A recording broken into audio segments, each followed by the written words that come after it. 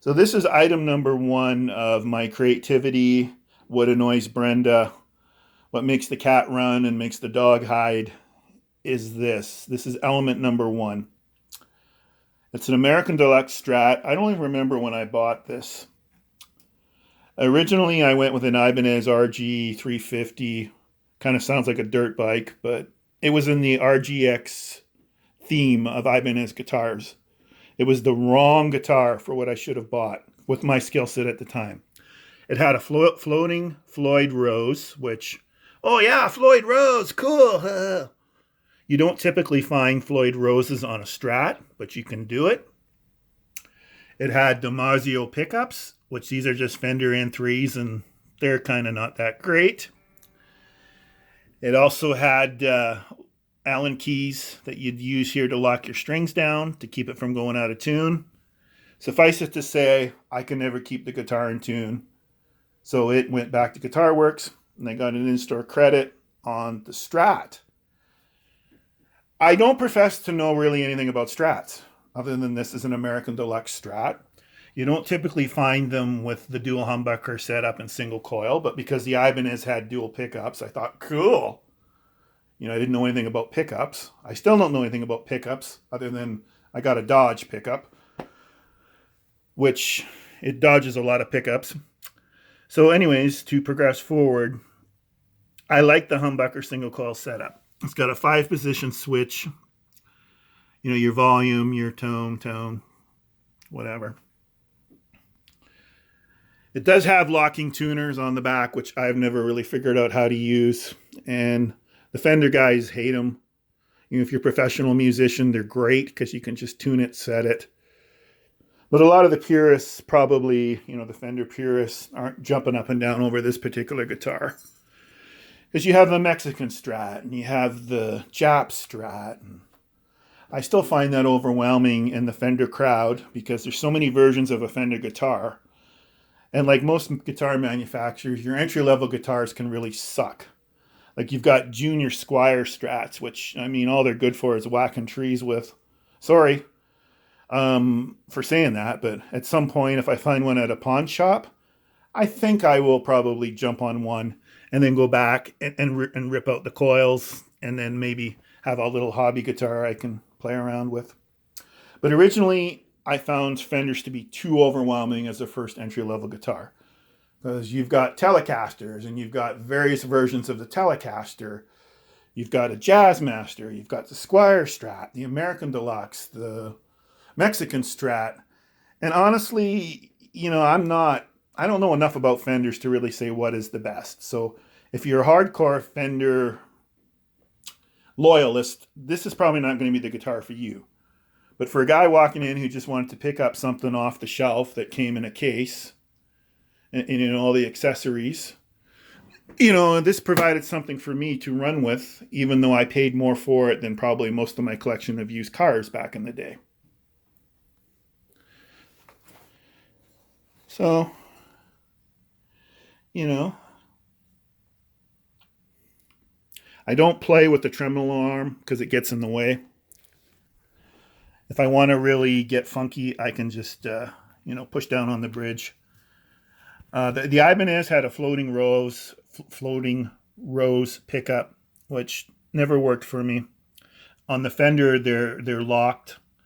And yeah, you can get floating roses on Fenders, but typically, that never happens. So that's the Strat. Mustang 3 Fender amp, there's 4 versions of this, a 1, 2, 3, and 4. It's a preset digital amp. What's good about it is, you don't need a foot pedal. So you can get a lot of different settings. You can manipulate a lot of things, by getting in here and playing around with the dials. The bad part of it is Fender no longer supports Mustang 3 amps with the digital software. I never bothered to do that. I just plug and play and go. So I don't really theoretically need any of this stuff, but it does help the creativity element. And I never bothered to learn it. So at some point I will move on to a tube amplifier that's just a basic amplifier. On the business end of this though, it's sweet because it It is loud. I mean, I'm proud of how loud it is. I don't know what it is in terms of wattage. Stuff that I just think is no good ends up back here. Although Snark makes really good tuners. Sorry, Pink Floyd. I'm sorry, your strings suck. I love you, Mr. Gilmore, but I am definitely not in your world when it comes to guitar strings and or playing. So you could, take this to a gig, plug into a head unit and go. But it's more for me just a basic elemental practice amplifier. It's very buzzy if you don't get the setup just quite right due to the digital element. But all in all, I think I only paid $350 for it back when I got the amp, so the guitar, the Ibanez. So there's a lot of interesting features with it. So I'm going to sign off, and with the American Strat, it is a far better guitar than the Ibanez. Never goes out of tune. It's kind of an apples to oranges comparison because the Ibanez was a shredder guitar. It actually had a thinner neck, and it actually had more frets. Off the top of my head, I can't tell you how many. 1, 2, 3, 4, 5, 6, 7, 8, 9, 10, 11, 12, 13, 14.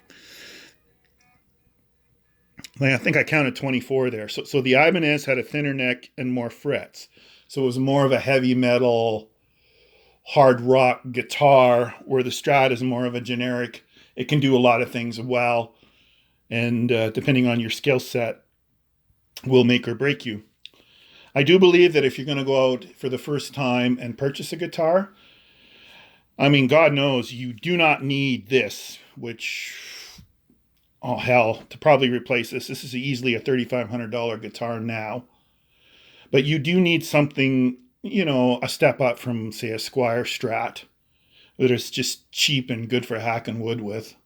Like, get something that is, say, $1,000 to, $1,500. Get a good bass guitar. So, yeah, that's about all I got to say about this and that. And they sit on the floor. I should probably read a book, but that's generally what I go off of. Just sit here and strum shit up.